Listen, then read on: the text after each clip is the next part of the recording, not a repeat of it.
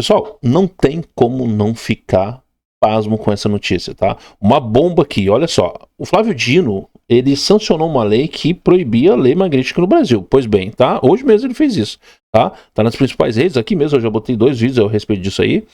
Agora, olha o que essa repórter fala sobre o recado que mandaram lá nos Estados Unidos. Veja aqui comigo aqui.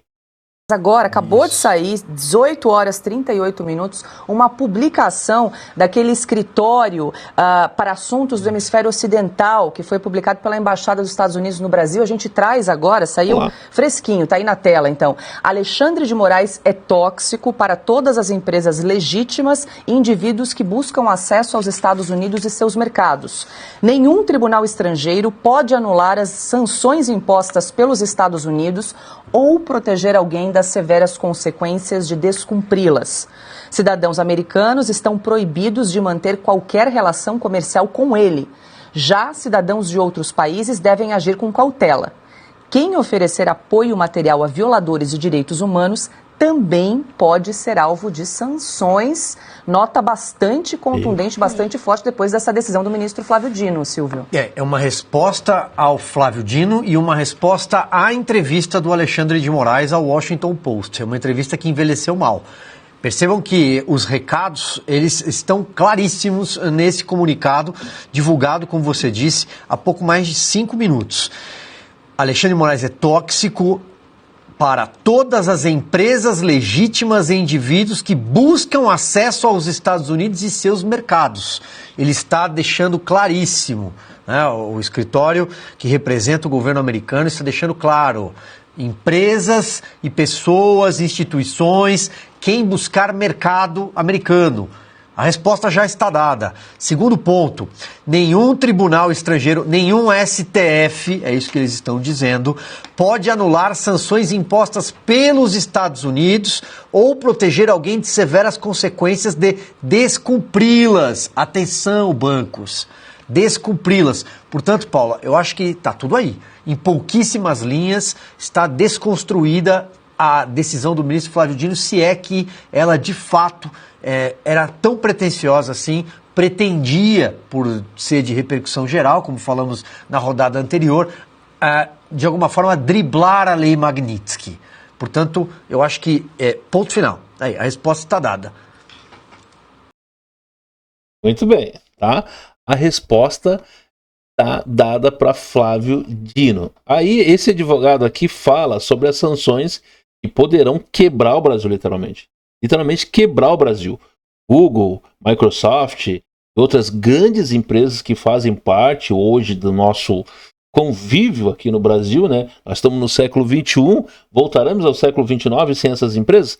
Veja aqui o que ele fala. Simular exatamente o que aconteceria se o Brasil desafiasse as sanções Magnitsky. É um exercício de análise de risco que todo brasileiro precisa entender. Primeira semana, os americanos enviariam um ultimato formal. O Brasil tem 7 dias para instruir seus bancos a cumprirem as sanções contra Alexandre de Moraes ou enfrentará sanções secundárias. O governo brasileiro responde: não reconhecemos a autoridade americana sobre nosso sistema judiciário. Os bancos brasileiros não cumprirão essas sanções. Wall Street Journal, Financial Times, Bloomberg começam cobertura 24 horas desse evento. Investidores internacionais entrariam em pânico imediato. O risco do país dispara. Na semana seguinte, as primeiras retaliações começam. Primeira onda de sanções secundárias. 3 bancos americanos cortam o sistema de correspondent banking com o Banco do Brasil, Bradesco e Itaú, os maiores do país. Resultado imediato disso, o dólar salta de 5,50 para 7 dólares em uma semana apenas. A bolsa despenca praticamente uns 30% e a fuga de capital supera os 20 bilhões de dólares. Empresas começam a cancelar importações aos montes, não conseguem mais obter cartas de crédito, por exemplo. Os portos param de receber navios que dependem de financiamento internacional. Na terceira semana, as empresas de tecnologia entram no jogo. Microsoft avisa que vai cancelar licenças de bancos brasileiros em 30 dias. Amazon suspende novos contratos com bancos brasileiros. Google bloqueia sistemas. Agora vou explicar algo que nenhum político quer te falar. O preço humano real que os brasileiros pagariam se o governo decidisse proteger Alexandre de Moraes. Não é sobre economia abstrata não, tá? É sobre vida e morte. O primeiro impacto seria uma catástrofe sanitária sem precedentes. Eu vou te explicar por quê, não é exagero. E aqui está um dado que vai chocar vocês. O Brasil importa 95% dos ingredientes farmacêuticos ativos. Significa que 95% dos medicamentos vendidos no Brasil dependem de importações. Insulina para diabéticos, quimioterapia para pacientes de câncer, medicamentos para HIV ou remédios psiquiátricos. Sem acesso ao sistema financeiro internacional, laboratórios estrangeiros param de aceitar pagamentos brasileiros. É como se cortassem o oxigênio de um sistema de saúde nacional inteiro. Além disso, em relação a equipamentos médicos, seria ainda pior. O Brasil importa 80% dos equipamentos hospitalares. Marca-passos, desfibriladores, máquinas de hemodiálise, tomógrafos, respiradores. Imaginem hospitais com pacientes de UTI e os respiradores parando de funcionar porque não conseguem importar peças de reposição, por exemplo. Não conseguem pagar fornecedores estrangeiros. Cirurgias cardíacas canceladas porque não há como importar válvulas. Transplantes suspensos porque não há como pagar medicamentos anti-rejeição. Em 6 meses, teríamos uma crise humanitária comparável a uma guerra, praticamente. Milhares de mortes evitáveis por falta de medicamentos e equipamentos. Segundo impacto, a destruição do sistema alimentar brasileiro. E aqui um outro dado terrível. O Brasil importa 85% dos fertilizantes que usa. E sem fertilizantes, a produtividade agrícola despencaria pelo menos 60% em uma safra. Os preços dos alimentos disparariam. Arroz, feijão, carne, leite, tudo ficaria praticamente inacessível para a população mais carente do Brasil. Mas vai além da produção. O Brasil exporta 80 bilhões de dólares em produtos agrícolas por ano. Sem acesso ao sistema financeiro internacional, as exportações praticamente parariam. O resultado disso é que o agronegócio praticamente quebraria. Milhões de empregos rurais seriam perdidos, cidades do interior entrariam em colapso total por conta da economia ser dependente desse mercado. O terceiro impacto seria uma crise energética. O Brasil importa 70% do petróleo que refina aqui dentro. Importa 40% do gás natural que consome. Sem poder pagar fornecedores internacionais, as refinarias parariam. Os postos de combustíveis ficariam sem gasolina. Caminhões param de rodar. A distribuição de alimentos colapsa. Usinas termoelétricas ficariam sem gás. E isso causaria uma instabilidade no sistema elétrico. As indústrias param de produzir por falta de energia confiável dentro do país. É como se voltássemos lá no século XIX.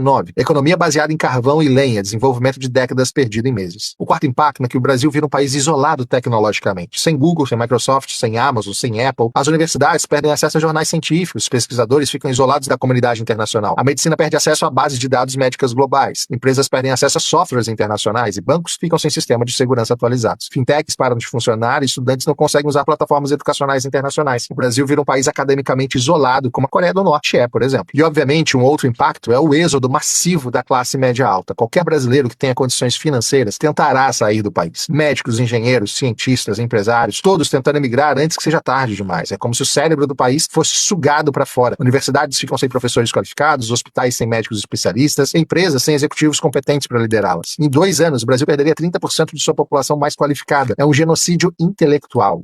O sexto impacto seria a destruição do sistema previdenciário. Imagina fundos de pensão brasileiros que têm 50% de investimentos em títulos estrangeiros. Com essas aplicações congeladas, aposentadorias poderiam parar de ser pagas. É como se roubassem décadas de contribuições previdenciárias e idosos ficam totalmente desamparados, com famílias inteiras entrando em completo desespero. E aqui está o dilema moral que vai definir o futuro do Brasil. De um lado, proteger a independência de um ministro do STF. Do outro, proteger 220 milhões de brasileiros de uma catástrofe humanitária. De um lado, manter o orgulho nacional. E do outro, evitar que milhares morram por falta de medicamentos importados, por exemplo. De um lado, resistir ao imperialismo americano. E do outro, permitir que o Brasil continue negociando com todo o restante do mundo. A realidade é que a soberania é um luxo que países dependentes não podem pagar. E o Brasil é brutalmente dependente do sistema internacional. Não temos medicamentos próprios, não temos fertilizantes próprios, não temos tecnologia própria, não temos sistema financeiro independente. Somos um país com pretensões de potência, mas com a vulnerabilidade de um país subdesenvolvido. E essa contradição seria exposta de uma forma brutal. A realidade é brutal, mas precisa ser dita. O Brasil não tem condições de desafiar o sistema financeiro americano. A Lei Magnitsky não é apenas uma ferramenta jurídica, é uma arma geopolítica que pode destruir economias inteiras, como já fez antes. E o Brasil está totalmente vulnerável a ela. A verdadeira lição aqui não é sobre Alexandre de Moraes ou STF, é sobre poder real no mundo moderno. O poder real não está em constituições ou soberania formal, está no controle de sistema financeiro global. E esse controle está lá em Washington. O que vai acontecer nos próximos meses determinará não só o futuro de Alexandre de Moraes, mas o futuro da relação entre Brasil e Estados Unidos. Uma coisa é certa, a hora da inocência acabou. Autoridades brasileiras agora sabem que estão sujeitas ao escrutínio americano. E saiba, isso muda todo o jogo. Se você quer entender como essas pressões geopolíticas afetam sua vida, se inscreva no canal. Na próxima semana vou explicar como os outros países criaram sistemas financeiros alternativos e por que eles fracassaram. E deixa nos comentários, você acha que o Brasil deveria resistir ou ceder às pressões dos americanos? O debate está aberto, mas as consequências, elas são reais. No final da...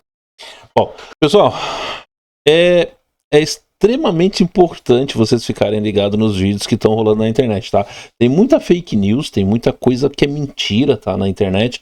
A inteligência artificial tá aí, então eles ficam manipulando histórias e tudo mais. Esse vídeo aqui, antes de eu postar, eu fui na fonte e realmente é verdadeiro, tá? Esse advogado existe, não é, tá? Ele não é Ele não é fake, não é inteligência artificial, realmente ele existe. E o canal dele tá aqui na descrição do vídeo aqui para quem quiser seguir ele lá também lá. Por quê? Ele tá falando que Google, Microsoft, grandes empresas, grandes bancos, enfim, o Brasil vai virar um caos se todos eles saírem do Brasil. Porque se eles não seguirem a ordem da lei Magnitsky, eles poderão sim sair do Brasil. Ou seja, eles vão ter que cortar vínculo com o governo federal, né? A Microsoft, por sua vez, ali, o software da Microsoft, que é o Windows, vai ter que cortar vínculo com o governo federal. Automaticamente, o governo federal ele vai ter que cortar com os estados e com os municípios. E aí vai virar um caos. Cara, é fora do comum. Tá? O que vocês acham desse vídeo aqui? Comenta aqui embaixo, deixa sua opinião. E vamos para frente, vamos batalhar para que seja um Brasil de igual para todos. Ele deu-lhe duas opções. Ou o lado A ou o lado B. O lado A quebra o Brasil. O lado B mantém o Brasil em ordem de 4 anos atrás, por exemplo. Até o próximo vídeo para vocês.